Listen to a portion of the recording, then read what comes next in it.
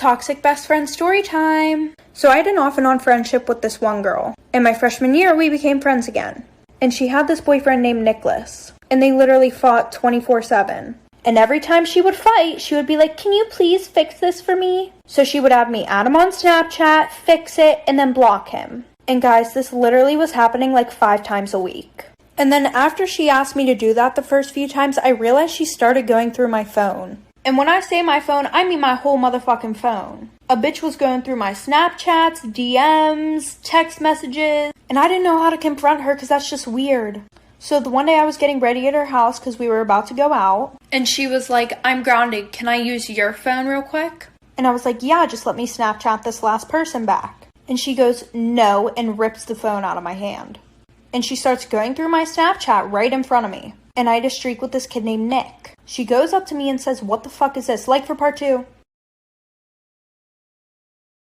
One day in elementary school, it was lunchtime. A bitch had to go potty. It was poo-poo time. So I remember I went to the restroom and I was exploding or whatever. And these girls walked in.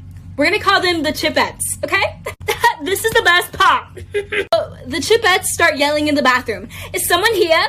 Can someone hear me? Like, I didn't say anything. I was literally taking a shit. Like, what? These girls, deadass, start laughing.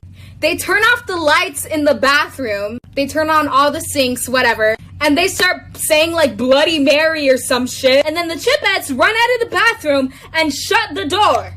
So here I am getting casted on. I remember seeing a shadow. I fell on my ass. And I start screaming and crying. It wasn't good. So someone called the janitor. Janitor walks in to check up on me. It's a guy. I will never, and I mean never, forget the time that we had a male sub in high school and a girl asked to go to the restroom and he said sure. So she grabbed something and he heard a rapper and he was like, oh, if you're gonna eat candy, you can do it in here, but you have to share with everyone in the class. And she was like, what? And he was like, well, I heard the rapper. And she whips out a tampon, shoves it in his face, and she goes, you want to share? Oh, girl, savage. Story time of how my boyfriend ended up being my stepdad. So I was dating this kid, and me and this kid had like the best relationship. He was 19 and I was 17. And I mean, we were literally always together. And my mom would always call him hot and stuff like that, but you know, I thought that's just what moms do. And I didn't think of it in that type of way. So one day my boyfriend got mad at me. And he was like, I'm gonna F your mom, become your stepdad, and boss you around if you keep up that attitude. And I mean, who would think that he's gonna actually try to do that? And I said, I would like to see you try. But again, we were just in a little argument, so about a month or 2 goes on, and I find messages from my boyfriend to my mom and vice versa. They were like sexting, and I saw things I did not want to see from my mother. So I went to go confront both of them, and I confronted my mom first, and like she wouldn't tell me nothing, she just told me to get out of her face. Oh, but my boyfriend told me they have been hooking up. But he told me I was overreacting because it's just my mom. Oh, just wait till you find out what happens next. I'm running out of time like for part 2. Something fun. When you're in a long-term relationship, you'll often find yourself doing this thing with your partner where you'll say, when we have kids, I hope they have this trait of yours. And today my husband was like, I hope our kids will be as resilient and determined as you.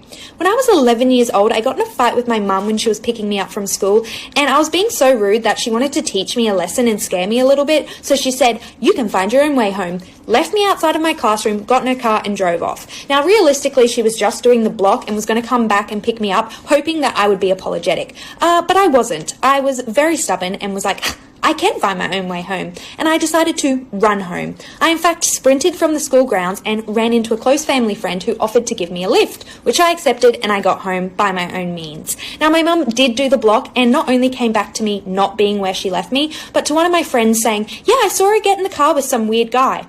Imagining my mum's soul leaving her body that day is enough for me to not ever want kids, let alone kids like me.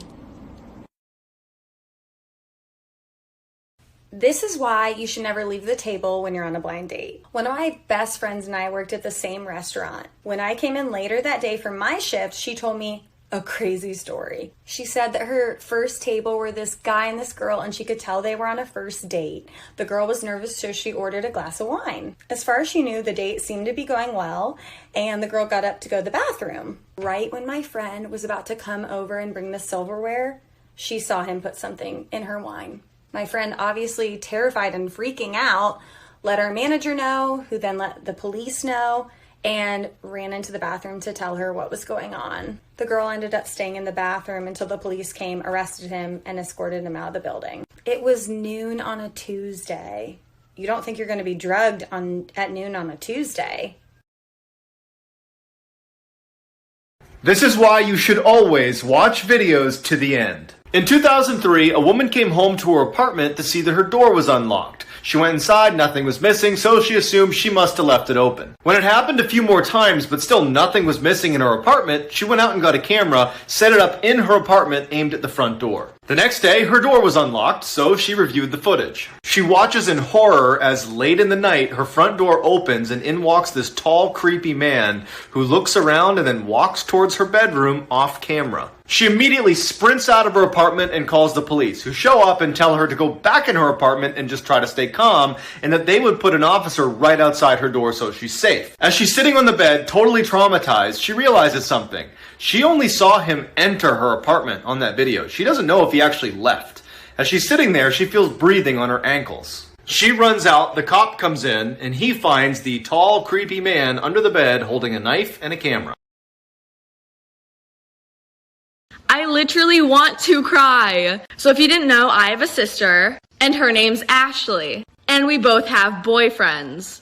And every night we both fall asleep on the phone with our boyfriends. So one day we're all hanging out and we're like just talking, and my sister's boyfriend looks at me and he's like, "You need to stop going into your sister's room in the middle of the night." And I look at him and I'm like, "What are you talking about? I don't have a reason to go into her room. Like I don't go into her room, especially in the middle of the night." Then my boyfriend hops in the conversation and he's like, No. He's like, "No, I hear Ashley go into Kayla's room every night and stare at her." So me and my sister both look at each other and we're like, "We don't go into each other's rooms, do we?" And we agreed that we do not. And they said this has been going on for months. So for months, somebody or something has been going into me and my sister's room for about 15 minutes every night and watching us sleep. But it only gets worse. This boy lied about his age just to date me. Story time. So back when my cute self was a senior in high school, there was this new girl that came to our school. Long story short, me and her ended up becoming super close. I went to her house, spent the night. Her family loved me. I mean, why wouldn't they? Anyways, she had a brother. We're gonna call him Binky. Me and Binky got pretty close. Now I want you guys to keep in mind, Binky didn't go to my school because their parents were divorced. So the sister who I was friends with lived with her mom, and Binky lived with his dad who lived in another city. But sometimes Binky would go to his mom's house, which is how I met him. Now that we got that out of the way, as me and Binky were getting closer, one day he asked me, "Hey, how old are you?" And I was like, "Oh, I just turned 17. How about you?" He told me, "Oh, I'm 17 too, but my 18th birthday is coming up." After a while, me and him eventually started dating. Then one day, I ran into his cousin who happened to go to my school. The rest of this story is crazy.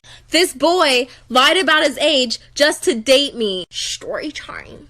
So I ran into his cousin who just so happened to go to the same school as me. What a small world. Anyways, we start having a conversation and she asked me, "Oh my God, are you dating Binky?" And I was like, "Oh, how do you know that?" Because at the time, I didn't know that she was his cousin.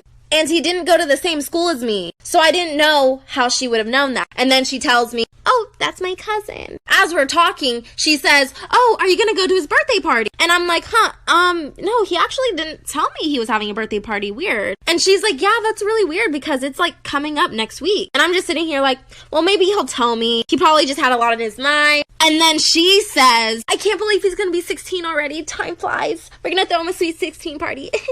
After she says that, I just look at her like, you mean 18, right? Like, you said 16. I think you meant 18. Sorry, there has to be a part 3. Story time on how me and my stepdad were doing the nasty and my mom walked in on us. Okay, so boom. I was 18 at the time and my stepdad was 40. My stepdad been with my mom for like 2 years and it's only the 3 of us in the house. My stepdad always treated me well and gave me lots of money. Every time my mom would tell me no, here comes my stepdad to the rescue, turning that to a yes. Me and my stepdad were alone together a lot and it would be very flirty between us. As the day days went by, we got flirtier and flirtier and farther and farther. It started off as flirting, then we cuddled, and then cuddling turned into making out. I literally couldn't wait till my mom goes to work so I could spend time with him. My mom didn't suspect a thing. When my mom was home, I barely talked to my stepdad, and I always stayed in my room. At this point, me and my stepdad didn't do the nasty yet, but this night I was gonna make sure it happened. Cause I seen my stepdad kiss my mom goodbye, and I was pissed. Once she left, I turned it up, like for part 2. Part 2 on how me and my stepdad were doing the nasty, and my mom walked in on us. So like I said, my mom went to work and business started as usual. My stepdad was in the living room picking a movie, so I came down from my room and cuddled with him in the couch. We started making out, and all of a sudden my mom was calling my stepdad's phone. He tried to answer, but I took his phone and put it on do not disturb mode. I wanted him all to myself. I got on top of him and things got real. All of a sudden we were both on the couch undressed going crazy. And just when we were about to start doing the nasty, my mom screamed, "Get off of her!" My stepdad and I both jumped up and I was shocked and terrified. He ran to my mom saying, "Please let me explain," and my mom slapped him. Like for part 3.